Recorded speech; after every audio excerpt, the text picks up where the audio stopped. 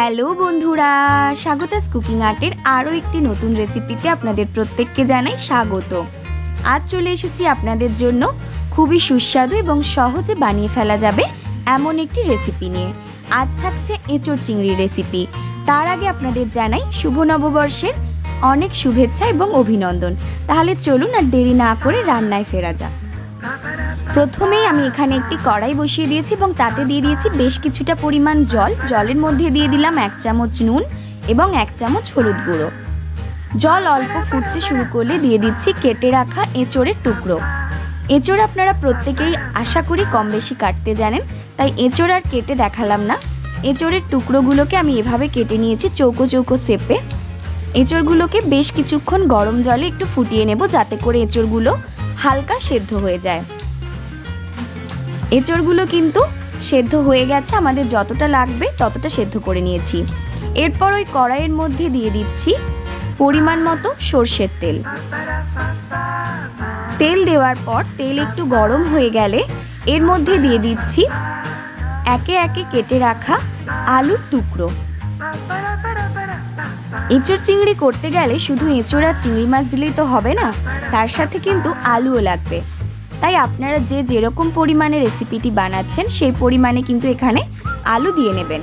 আমি আলুগুলোকে চেষ্টা করেছি খুব বড় সাইজে না কেটে এরকমভাবে চৌকো শেপে কেটে নেওয়ার, আর একদম খুব ভালোভাবে কিন্তু আলুগুলোকে ভেজে নিয়েছি।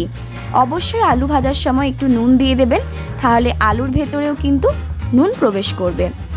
এভাবে বেশ কিছুক্ষণ ধরে আলুগুলোকে লাল করে ভেজে নিচ্ছি এবং আলুগুলোকে কিন্তু এরপর তেল থেকে তুলে রাখবো। আলু ভাজা হয়ে গেলে দিয়ে দিচ্ছি ভাপিয়ে রাখা এঁচোড়গুলো। এগুলোকেও কিন্তু একটু ভেজে নিতে হবে, তাহলে কিন্তু এর টেস্টটা অনেক বেশি আসে। খুব কড়া করে ভাজার দরকার নেই, তবে হালকা আঁচে কিন্তু এগুলোকেও ভেজে নিলে ভীষণ ভালো হয়। আমাদের এঁচোড়গুলোও কিন্তু ভেজে নেওয়া কমপ্লিট হয়ে গেছে। এই কড়াইতেই দিয়ে দিচ্ছি বেশ খানিকটা পরিমাণ সর্ষের তেল, কারণ আলু আর এঁচোড় ভাজতেই বাকি সর্ষের তেলটা কিন্তু লেগে গেছিল। দিয়ে দিলাম ফোড়নের জন্য শুকনো লঙ্কা, ছোট এলাচ, লবঙ্গ, দারচিনি এবং অল্প পরিমাণে চিনি। এরপর দিয়ে দিয়েছি পেঁয়াজের কুচি। পেঁয়াজ ভালোভাবে নাড়াচাড়া করে কিন্তু অল্প করে ভেজে নিতে হবে, খুব বেশি লাল করার দরকার নেই। অল্প ভাজা হয়ে গেলে এর মধ্যে দিয়ে দিচ্ছি রসুন বাটা। রসুন বাটা দিয়ে খুব ভালোভাবে তেলের সাথে নাড়াচাড়া করে নিয়েছি। এতে দিয়ে দিলাম এবার পেঁয়াজ বাটা। পেঁয়াজের রসটা আমি এখানে ইউজ করিনি, শুধু পেঁয়াজের যে বাটা ড্রাইটা ইউজ করেছি। আপনারা চাইলে পেঁয়াজ বাটার রসটাও এখানে দিতে পারেন। এভাবে খুব ভালোভাবে তেলের মধ্যে সমস্ত কিছুকে ভেজে নিচ্ছি। এরপর দিয়ে দিলাম আদা বাটা এবং শুকনো লঙ্কা বাটা। আপনারা চাইলে শুকনো লঙ্কাটা স্কিপও করতে পারেন, কেউ যদি ঝাল খেতে পছন্দ না করেন। এরপর দিয়ে দিচ্ছি টমেটো কুচি। সমস্ত কিছু কিন্তু দেওয়া প্রায় কমপ্লিট হয়ে গেছে। এবারে খুব ভালোভাবে মশলাটা কষিয়ে নিচ্ছি। এর সাথে দিলাম অল্প পরিমাণে হলুদ গুঁড়ো। যেহেতু আগেই শুকনো লঙ্কা বাটা দিয়েছিলাম, তাই খুব অল্প পরিমাণে এখানে কালারের জন্য ইউজ করছি শুকনো লঙ্কার গুঁড়ো। সমস্ত কিছু দিয়ে আবারও কিন্তু খুব ভালোভাবে কষিয়ে নেওয়ার পালা। দেখতেই পাচ্ছেন আমাদের কিন্তু মশলা থেকে তেল ছেড়ে দিয়েছে। এর মধ্যে দিয়ে দিলাম কিন্তু এবার এঁচোড় এবং ভেজে রাখা আলু। এরপর সমস্ত কিছুকে কিন্তু একসাথে এই গ্রেভির সাথে ভালোভাবে নাড়াচাড়া করে নিতে হবে। অবশ্যই গ্যাসের ফ্লেমটিকে কিন্তু লোতে রাখবেন, না হলে কিন্তু তলা ধরে যাওয়ার একটা সম্ভাবনা থাকে। খুব ভালোভাবে আমরা কষিয়ে নিয়েছি। যেহেতু এটি এঁচোড় চিংড়ি, তাই কিন্তু এখানে এবার লাস্টে আমাদের চিংড়ি মাছটা অ্যাড করতে হবে। তার আগে এঁচোড় আর আলুটাকে বেশ খানিকক্ষণ আমরা জলের মধ্যে দিয়ে ফুটিয়ে নেব। এখানে দিয়ে দিলাম বেশ খানিকটা পরিমাণ জল। রান্নাটা খুব বেশি ঝোলঝোল হবে না, তাই খুব বেশি জলের কিন্তু প্রয়োজন নেই।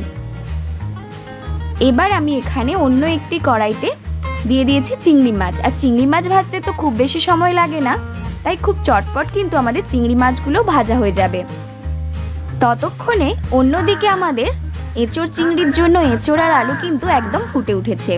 এর মধ্যে দিয়ে দিলাম ভেজে রাখা চিংড়ি মাছগুলো, যাতে করে টেস্টটা ভীষণ ভালো আসে আর খেতেও ভীষণ সুস্বাদু হয়।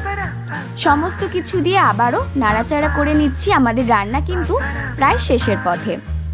এরপর ওপর থেকে দিয়ে দিচ্ছি বেশ খানিকটা পরিমাণ গাওয়া ঘি। ঘি দিলে এর স্বাদটাই কিন্তু একদম অন্যরকম হয়। এরপর কিন্তু 1 থেকে 1.5 মিনিট মতো ফুটিয়ে নেব এবং সমস্ত কিছুর সাথে ঘিটা ভালোভাবে মিশিয়ে নেব, যাতে ঘিয়ের গন্ধটা গোটা রান্নাটাতেই মম করে। তাহলে দেখতেই পেলেন কত সহজে কিন্তু আমাদের এই এঁচোড় চিংড়ি রান্নাটি হয়ে গেল। আপনারা চাইলে কিন্তু বাড়িতে যারা এখনও এঁচোড় চিংড়ি বানাননি তারা কিন্তু সহজেই বানিয়ে নিতে পারবেন। আজকের রেসিপি আপনাদের কেমন লাগলো অবশ্যই কমেন্ট বক্সে কমেন্ট করে জানাতে ভুলবেন না। ভালো লাগলে ছোট্ট একটি লাইক করবেন। এখনো পর্যন্ত চ্যানেলটি সাবস্ক্রাইব করে না থাকলে সাবস্ক্রাইব করার অনুরোধ রইল। খেয়ে নয় বন্ধুরা, খাইয়ে তৃপ্তি। সুতরাং নিত্য নতুন রেসিপি বানাতে থাকুন আর সকলকে খাওয়াতে থাকুন। দেখা হচ্ছে আবারও নতুন একটি রেসিপির সাথে।